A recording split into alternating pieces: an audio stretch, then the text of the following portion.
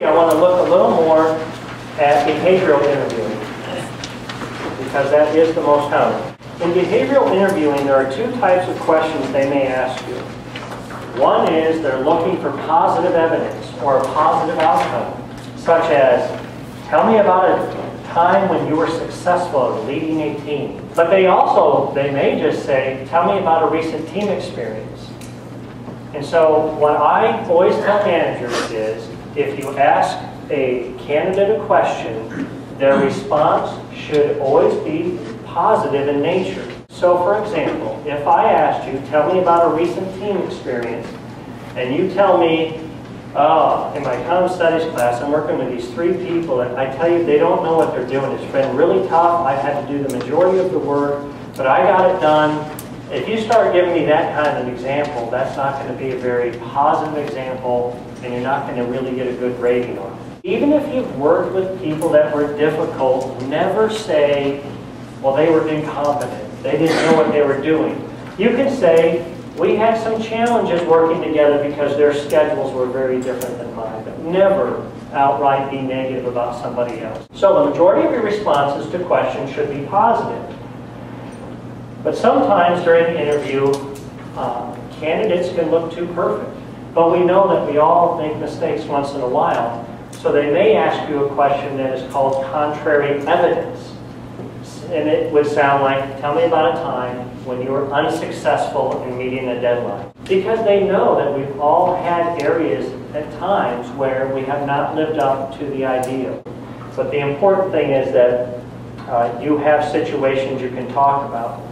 Behavioral interviewing is all about specific past experiences, not generalities.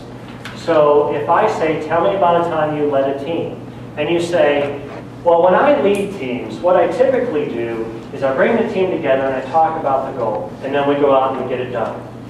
Well, that's really vague, there's no specifics, and it's not going to be a good example. But if you can tell me, last month at work, I was put in place to lead a team to market a philanthropy event into the Fort Worth community. If you start talking about a very concrete, specific example, it's going to have a lot more power than just talking about what you generally do without being specific. Those examples can come from the classroom, they can come from involvement on campus, in the community, at jobs that you currently have.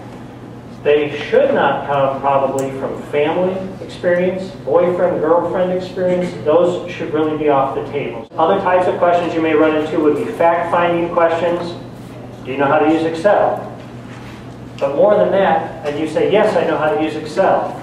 Well, I always tell interviewers, make sure you ask another question. Well, tell me, what features have you used in Excel? So that you can really drive down to see how well they really know something. And then lastly, there are self-assessment questions. And you've all heard the, what's your greatest weakness? And that's really looking at how well do you know yourself and what your strengths and weaknesses are. And the question I have here that I like to ask students a lot and others is, what is something you do that tends to frustrate other people when they work with you? Employers want to know that you know your strengths and weaknesses and you know how to work and manage those so they're not an obstacle to your success where they're at. So that's what those self-assessment questions are. If they ask you what's your greatest weakness, you may be tempted to say, I'm a perfectionist. I am so perfect and it drives people crazy. Well, employers are on, they know that answer and they know it's trying to make a negative into a positive, and that's not what they're looking for. They're really looking for a genuine assessment of where you fall short. But more so, they're looking to see, what are you doing to improve in that area? So whatever your weakness is, you should be doing something to help manage that weakness so you can talk about that to an interviewer.